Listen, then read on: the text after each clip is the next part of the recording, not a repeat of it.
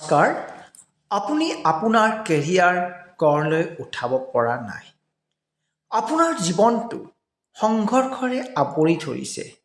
জীৱনৰ সংঘৰ্ষ কোনো ভাৱৰ কোন গ্ৰহ কমজোৰ হ'লে তথা পীড়িত হ'লেও এনেকুৱা হয়। আপুনি বহুত কষ্ট কৰিছে, তথাপিও আপোনাৰ জীৱনত সফলতা অহা নাই। হয়তো মংগল বা কেতুৰ মহাদশাৰ সৃষ্টি হৈছে।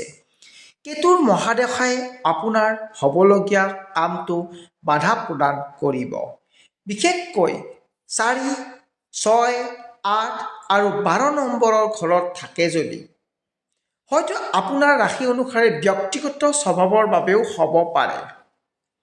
যেনে ধৰা কৰ্কট ৰাশিৰ লোকসকলে অধিক সংবেদনশীল, তাৰ বাবে ভাৱনাত্মক আপোনাৰ বাবে বোজা হৈ পৰিব পাৰে আৰু ইও এক সংঘৰ্ষৰ সৃষ্টিৰ কাৰণ।